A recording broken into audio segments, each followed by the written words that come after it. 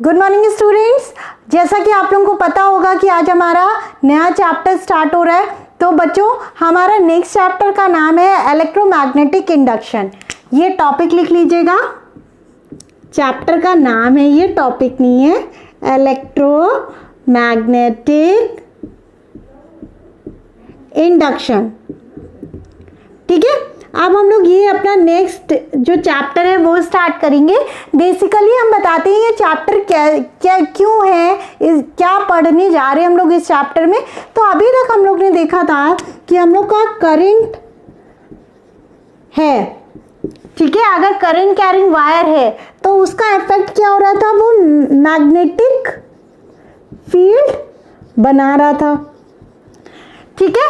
अब इसका हम लोग इस चैप्टर में देखेंगे, अगर मान लीजिए मैग्नेटिक फील्ड है तो हमारा करंट फॉर्म होगा कि नहीं, करंट होगा कि नहीं, तो ये चीज हम लोग इस चैप्टर में पढ़ेंगे। तो अभी तक बेसिक हम लोग क्या पढ़ लेते, करंट फ्लो कर रहा है तो मैग्नेटिक फील्ड जनरेट हो रही है, क्या मैग्नेटिक फील्ड की वजह से करंट जनरेट हो सकता है। तो ये इस चैप्टर का मेन सिद्धांत है, ठीक है। मतलब समझ गए होंगे, इस चैप्टर में हम लोग पढ़ने जा रहे हैं।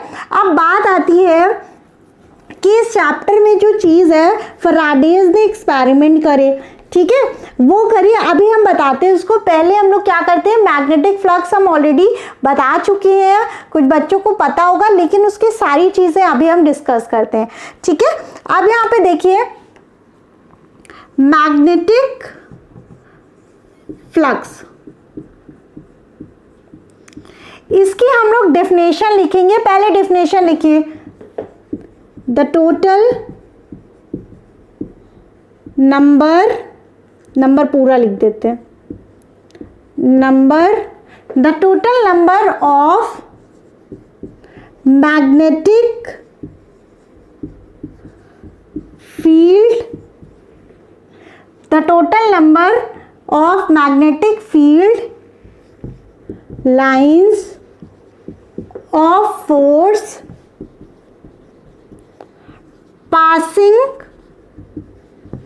ठीक है, passing through surface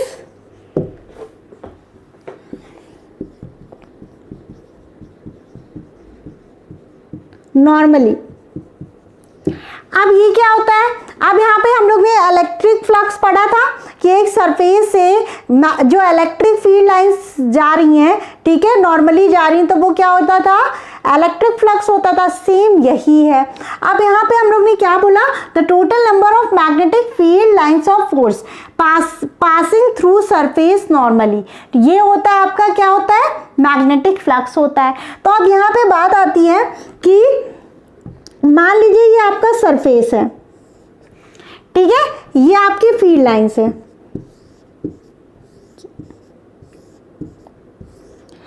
टोटल यहाँ पे मैग्नेटिक फील्ड लाइंस कितनी है, 1 2 3 4 5।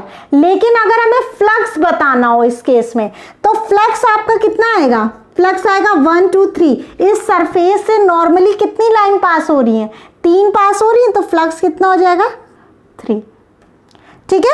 अब मान लीजिए हम लोग स्ट्रॉन्ग मैग्नेटिक फील्ड ले लेते हैं। अभी हमने ये चीज बताया था, स्ट्रॉन्ग मैग्नेटिक फील्ड लेने का मतलब क्या है, लाइंस जो मैग्नेटिक लाइंस होंगी वो पास होंगी। स्ट्रॉन्ग का मतलब यही होता है ना, हमने तभी बताया था कि आपका मान लीजिए नॉर्थ पोल है, ये साउथ पोल है, तो पोल के पास आपकी क्या होगा, स्ट्रेंथ ज्यादा होगा, ठीक है, स्ट्रॉन्ग मैग्नेटिक फील्ड लाइन होगी। और ठीक है, मैग्नेटिक फील्ड स्ट्रॉन्ग होगी पोल्स के पास, मतलब इसमें जो डेंसिटी होगी, एज अ सेंस कि पोल्स के पास जो होगा आपका, जो होंगी लाइनें पास होंगी, फील्ड लाइंस पास होंगी। तो अगर हम पास लेते हैं तो यहाँ पे देखिए,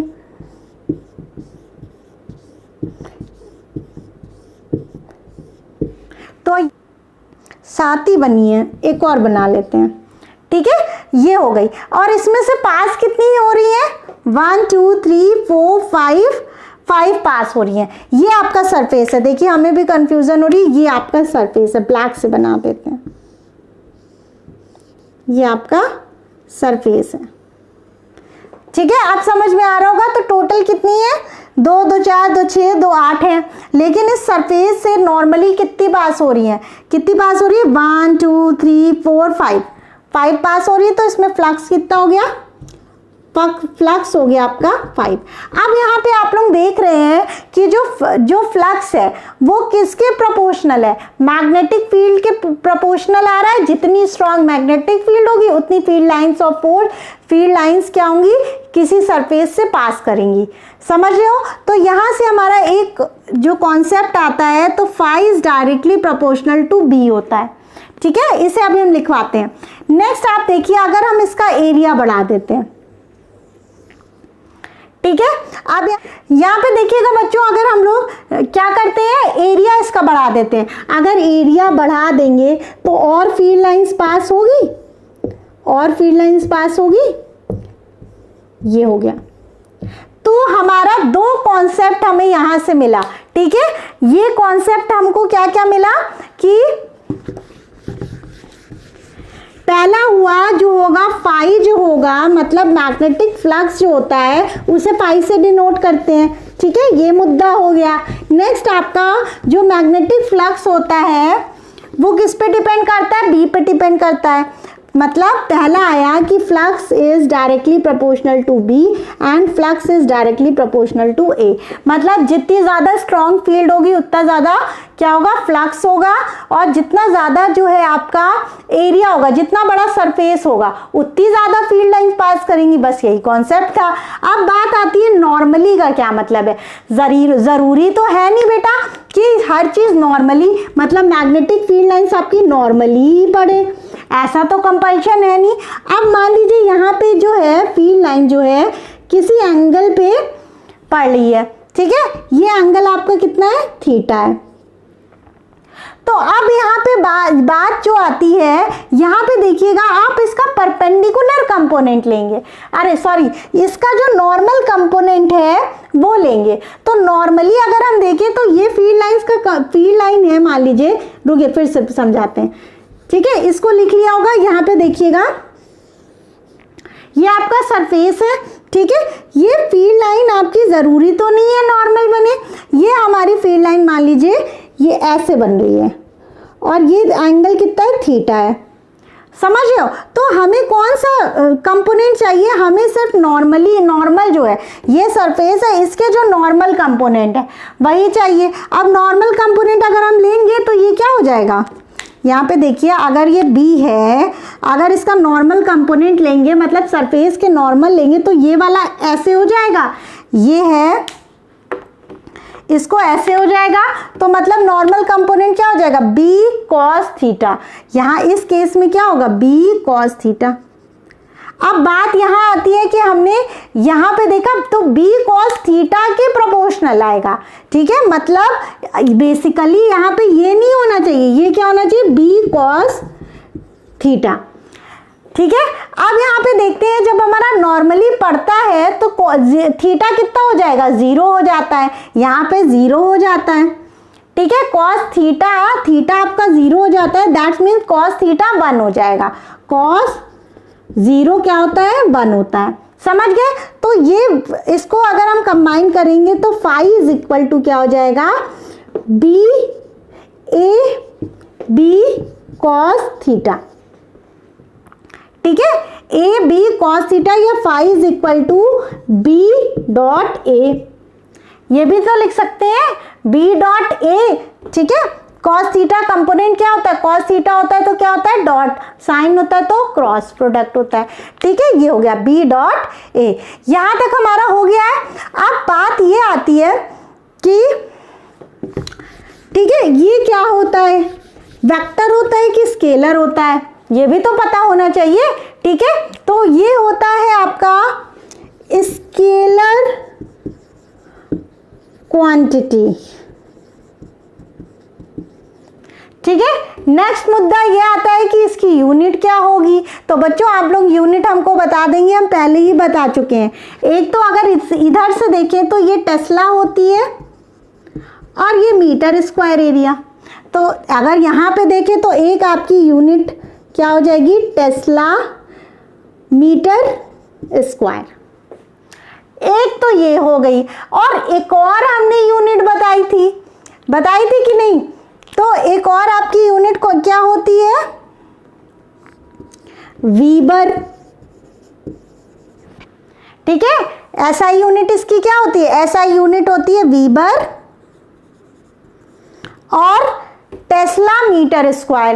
अब तो अगर एसआई, ठीक है, एमकेएस सिस्टम एसआई यूनिट हो गया है, तो सीजीएस में भी कुछ यूनिट होती होगी। तो अगर आपका न्यूमेरिकल आता है, मान लीजिए कभी कभी क्या दे देता है? मैक्सवेल दे देता है। तो मैक्सवेल, ठीक है, मैक्सवेल क्या होती है? इसकी सीजीएस यूनिट होती है। ठीक है, अब यहां से क्लियर हो जाएगा। अगर मैक्सवेल आता है मतलब क्या दिया है? आपका फ्लक्स दिया है। फ्लक्स क्या होता है? Number of field line passing normally to a surface. ठीक है, हमेशा याद रखिएगा। और ये भी याद रखिएगा, आपका एरिया वेक्टर हमेशा क्या होता है? एरिया वेक्टर क्या होता है? हमेशा सरफेस के परपेंडिकुलर होता है। ठीक है, क्योंकि हम लोग यहाँ पे ध्यान दीजिएगा कि हम लोग बी और ए के बीच का थीटा एंगल ले रहे हैं। समझ रहे हो? ये आपका अभी हमने जो कॉन्सेप्ट बताया था, तो ये आपका एरिया वेक्टर था। ये आपका परपेंडिकुलर सरफेस पे जो होता है वो एरिया वेक्टर होता है। तो हमने कहा कि एरिया वेक्टर सरफेस के परपेंडिकुलर है, ये हमारी ऐसी फील्ड लाइन पास हो रही है। ठीक है, तो यहाँ पे ये चीज ध्यान रखिएगा, थीटा किसके किसके बीच का एंगल है? एरिया वेक्टर और मैग्नेटिक फील्ड के बीच का थीटा एंगल है। ठीक है, अब यहाँ पे ये होता है कॉन्सेप्ट खत्म। अब हम लोग देखेंगे कि फैराडेज ने क्या क्या एक्सपेरिमेंट करे फ्लक्स से रिलेटेड। इसीलिए हमने फ्लक्स पहले रिवाइज कराया, यूनिट बता दी कि आगे हम लोग जब पढ़े तो हमें दिक्कत ना हो। ठीक है ना स्टूडेंट्स, हम लोग फैराडेज ने जो एक्सपेरिमेंट करे उसके बारे में पढ़ने जा रहे हैं। तो यहाँ पे देखिएगा, उन्होंने तीन बेसिकली जो टेक्स्ट बुक में दिया गया है, तीन एक्सपेरिमेंट किए गए। ठीक है, पहला जो एक्सपेरिमेंट था 1 देखते हैं। उन्होंने क्या करा, एक क्या ले लिया? सॉफ्ट आयरन कोर ले ली। क्यों ले ली? क्योंकि वो फेरोमैग्नेटिक होती है और फील्ड को प्रॉपरली एब्जॉर्ब कर लेती है, एक्सेप्ट कर लेती है। ठीक है, ये बता चुके हैं फेरोमैग्नेटिक। ठीक है, ये आयरन कोर लिया, उसमें क्या करा? इधर जो है वायर ऐसे से लपेट दिया। ठीक है, इस वाले हिस्से में भी लपेट दिया। ठीक है, अब इन्होंने देखा कि यहाँ से जो है कि बैटरी लगा दी। ठीक है, ये बैटरी लगा दी और ये की लगा दी, मतलब सेल लगा दिया और क्या लगा दिया? की लगा दिया। अब यहाँ पे उन्होंने देखा कि जब तक ये ओपन था तब तो कुछ नहीं हो गया। ठीक है, जब की को ऐसे क्लोज कर दिया, ऐसे ये कर दिया, तो अब यहाँ पे बात क्या आती है कि इन्होंने देखा कि यहाँ से करंट फ्लो कर रहा है, और करंट फ्लो कर रहा है तो यहाँ पे कुछ भी नहीं हो रहा है, यहाँ पे करंट नहीं आ रहा है। समझ गए? अब वो तो मतलब एक्सपेरिमेंट फेल हो गया। तो उन्होंने एक चीज़ सोचा और क्या करने लगे? वो स्विच ऑफ ऑन करने लगे।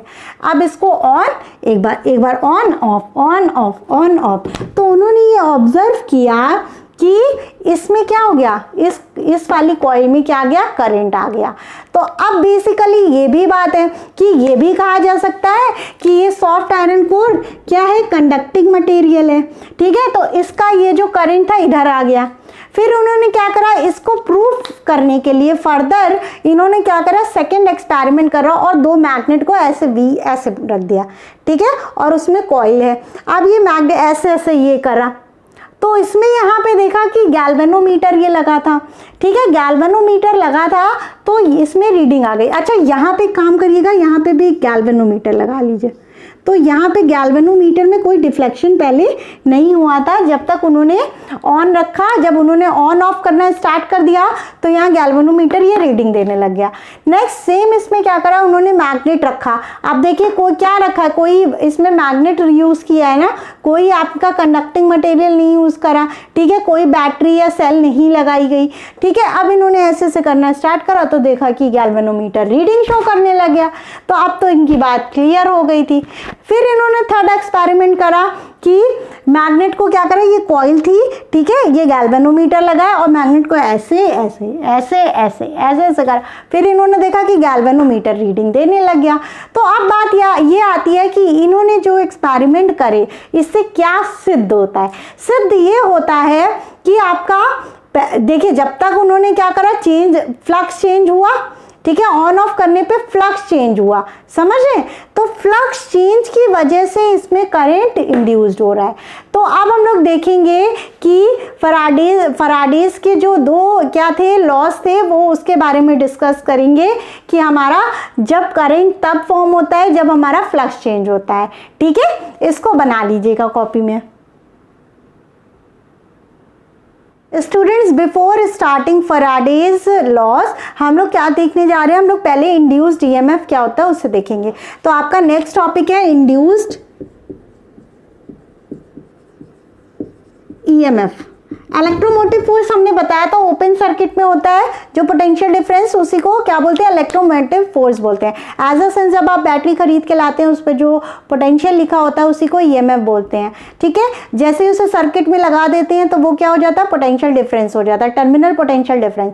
यहाँ तक समझ गए? हमने बताया भी था दोनों के डिफरेंसेस आपको एकदम याद होने चाहिए एग्जाम्स के लिए, अपने बोर्ड एग्जाम के लिए दोनों के डिफरेंसेस पूछे जाते हैं। ठीक है, एक कॉज होता है और एक, ठीक है, ये सब चीजें बता चुके हैं। अब आती है इंड्यूस्ड ईएमएफ। बेसिकली ये क्या होता है?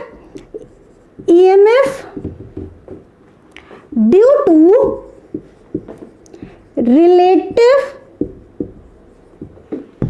Motion of coil and magnet. ठीक है, ये क्या होता है? Relative motion of coil and magnet. As a sense अगर हम देखते हैं कि हमारा ये कॉइल है, मान लीजिए, ठीक है, ये कॉइल था, ये गैल्वेनोमीटर लगा हुआ है इधर, और ये आपका मैग्नेट है। या तो आप मैग्नेट को ऐसे करो, चाहे इसको ऐसे करो, समझ गए? या तो इसे मूव कराओ या तो इसे मूव कराओ। अब ऐसा भी नहीं है कि इसको भी मूव करा रहे हो, इसको भी, सेम। ठीक है, तो तब आपका क्या हो जाएगा? ईएमएफ नहीं इंड्यूस्ड होगा। ठीक है, मतलब कि आपका करंट नहीं आएगा, गैल्वेनोमीटर में रीडिंग कुछ नहीं आएगी। ठीक है, ऐसे नहीं करना है आपको। क्या करना है? रिलेटिव मोशन, दोनों के बीच में रिलेटिव मोशन होना चाहिए। समझ लो, रिलेटिव मोशन मतलब या तो आप इसे मूव कराओ या तो इसे मूव कराओ। ठीक है, और ठीक है, ये हो गया आपका कॉन्सेप्ट। अब हम आते हैं फैराडेज के जो दो लॉ थे उसको दिखाते हैं हम। ठीक है, इलेक्ट्रोमैग्नेटिक इंडक्शन क्या होता है? Faraday's first law of electromagnetic induction, यही लिखते रहे, Faraday's first law of electromagnetic induction, magnetic induction. ठीक है बेटा, अब यहाँ पे बात आती है फैराडेज फर्स्ट लॉ क्या कहता है कि जब हमारा क्या होता है? फ्लक्स चेंज होता है, तो उसमें क्या होता है? किसी भी सर्किट में अगर क्या करेंगे हम लोग? फ्लक्स चेंज कराएंगे तो हमारा एक ईएमएफ इंड्यूस्ड होगा, इंड्यूस्ड ईएमएफ जिसे बोलते हैं। ठीक है, तो इसको लिख लीजिएगा, व्हेनेवर एवर, फर्स्ट लॉ है, whenever we change the magnetic flux linked with the circuit। ठीक है, whenever we change the magnetic flux linked with the circuit, then there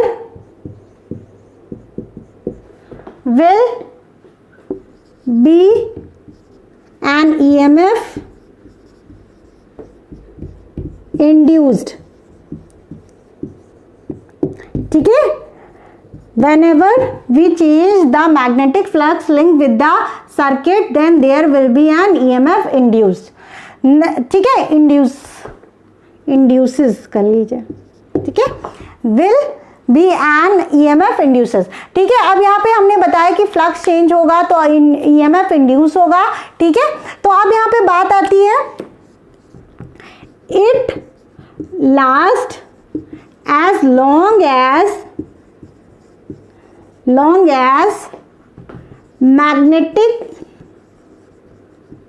flux changes. ठीक है, ये तब तक ईएमएफ इंड्यूस्ड रहेगा, ठीक है, इंड्यूस ईएमएफ तब तक रहेगा जब तक मैग्नेटिक फ्लक्स चेंज होता रहेगा। ठीक है, ये हो गया फैराडेज का फर्स्ट एक्सपेरिमेंट। ठीक है, फर्स्ट लॉ हो गया, एक्सपेरिमेंट तो बता चुके हैं। ठीक है, फर्स्ट लॉ हो गया। नाउ हम लोग अपना सेकेंड लॉ देखेंगे, अपना नहीं, फैराडेज का। ठीक है स्टूडेंट्स, हम लोग फैराडेज सेकेंड लॉ देखेंगे।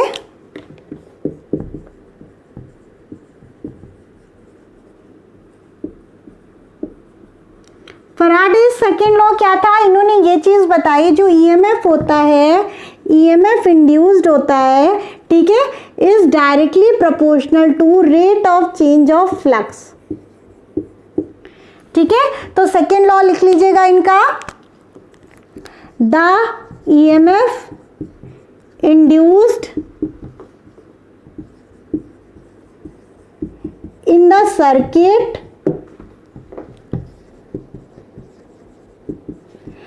is directly,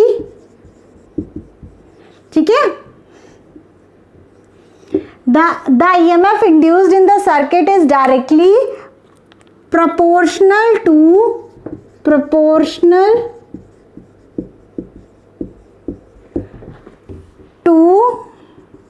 अब यहां पे देखिएगा हम क्या लिख रहे हैं,